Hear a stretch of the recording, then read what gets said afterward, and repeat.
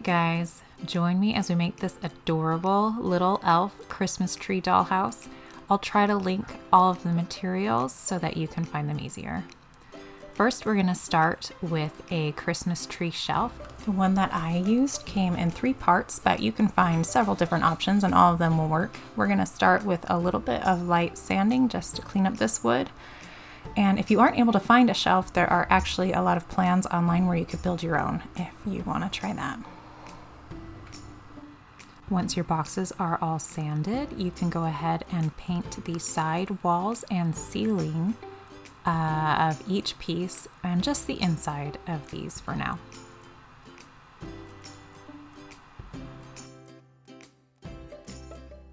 Are dry, we're going to start with this back wall, and I want to make it look kind of like a ship thing going on. I'm going to use popsicles, so I found that cutting the popsicles with scissors made a little bit of a cleaner cut than cutting them with a utility knife. So I am just going through and marking those popsicle sticks and then cutting them with scissors so that they fit. And I'm not gluing them at first, I'm just figuring out where they should be placed. And you can clean up the edges of the popsicle sticks with some sanding paper, of course.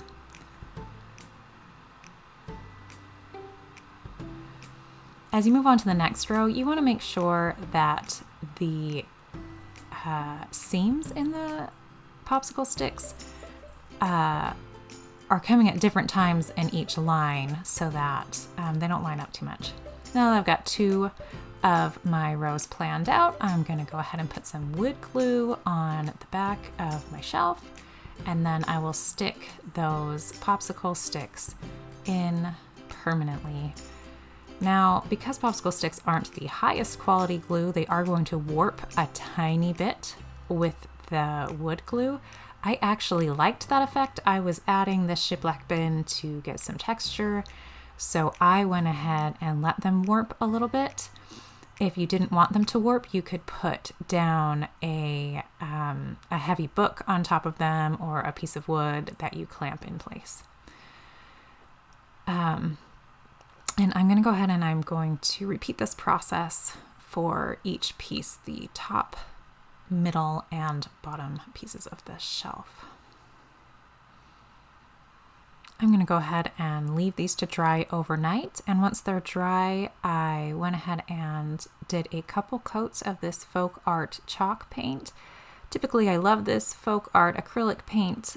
The chalk paint, I did love the finish of it, but it didn't have as good of coverage as I'm used to. So that's something to keep in mind. Usually I probably would have just needed to do 2 coats. And with this I did 3, maybe 4 coats just to get the coverage right. And I went ahead and did that with all of the pieces before starting on the floor. And we're going to do the floor in the same manner. Just placing some popsicle sticks down on wood glue. This time I'm going to leave them without paint, so be a little bit more careful. And also I want them to be nice and flat so I can set furniture on them. So I'm putting just a scrap piece of wood on there and clamping it down. And I'll do that with each of these pieces as I fill them in with popsicle sticks for the floor, and I'll leave that clamped all night as it dries. Once they're dry, you can unclamp them, sand the edges of the popsicle sticks so they're flush with ready to move on. Next, I'm going to be drawing on the layout for the front of my house. On the bottom shelf, I am drawing in a door and 2 windows. Middle shelf will have 2 windows, and that top shelf will just have 1. And I'm just marking in about where my trim is going to fit in so I can know just right where to glue it. And then I go ahead and I'll mark these trim pieces. I'm using these square wood dowels, and I am using the 1/4 inch size and the 3/8 inch size.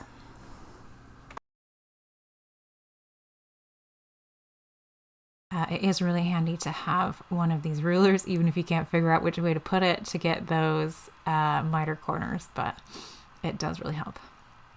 Okay, I went and I cut them on my saw. You can cut these with a hand saw or however you want to cut them. I just laid them out to make sure that they fit, and now I'm going to give them a couple coats of white paint.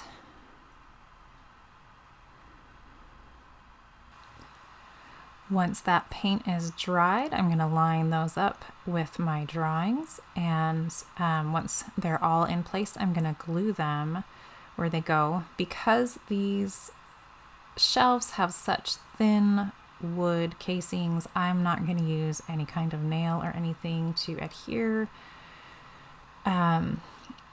these. I'm just using wood glue and realizing that I might have to glue them in place as my kid plays with them, but I'm okay with that. Obviously, if you had a younger child, you need to be really careful with choking hazards and things. This is really not a great project for a kid who's going to be eating little projects. So here I'm making the door. I'm just cutting some popsicle sticks. I wanted to have what would look like a wood door, so I'm just cutting some popsicle sticks to fit inside the frame of that door, and it's a bit of trial and error, as you can see, but eventually I made it fit with one little, I cut one thin popsicle stick and I had two thick popsicle sticks on the edges, and then I'm cutting them down to size. And I wanted to use a little brad to look like a doorknob, so I poked a little hole through one popsicle stick and put the brad through there. And you're going to do that before you glue your door in place. Then you're going to glue it, put the trim around the door, and again, this is all just with wood glue. And just keep working to make your trim look just the way you want it to. I did really like having this metal triangle ruler here just to help keep things straight.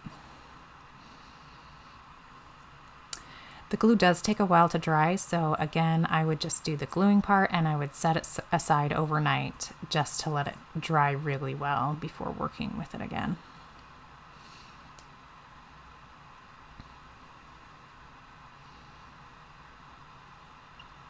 I'm using this folk art chalk paint again to use for the siding of my house, and again, it just needed a lot of coats, but we managed it. I do like the finish of it, and we are going to put the siding on the house in the same way that we did the walls and the floors of the inside of the house.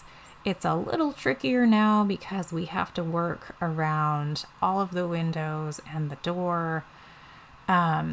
Here I was using kind of a combination of techniques. I still thought that the scissors gave the cleanest cut edge on these popsicle sticks, but sometimes there were just some tricky parts that were cut, that they were just a little bit too hard to cut with the scissors, so I would pull out my utility knife. You can kind of see it peeking up at the top there. See there I'm doing kind of a tricky cut there with the utility knife just to get around those tricky corners. This is a bit of a labor of love, I'm not gonna lie. It took a little while, but I really, really loved the texture that it brought to the house.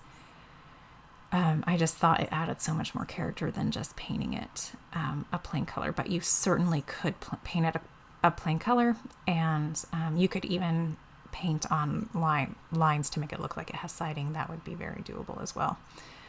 Again, on this siding, I am letting the popsicle sticks warp a little bit with the wood glue, just because I'm going to use this as an elf house. I'm imagining it being out in the forest. It's not going to be a perfect siding job. I kind of want it to be a little whimsical. So I actually like the texture of the popsicle sticks when they warp a tiny bit with the wood glue. Again, if you wanted it to be completely flat, you would want to clamp down this siding like we did for the floors on the inside. Yeah,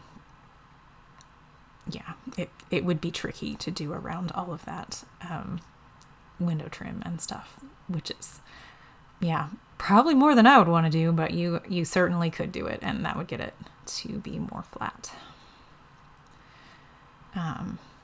That top row, I had to trim some of my 1-inch popsicle sticks so that they were a little bit thinner, just so that they weren't coming off of the edge. And here I am working on the middle piece. I didn't show you the whole process because I feel like you kind of got most of that when we were working on the bottom over there, but we're just working to fill it up. And then after this, we'll go ahead and move on to the top piece as well.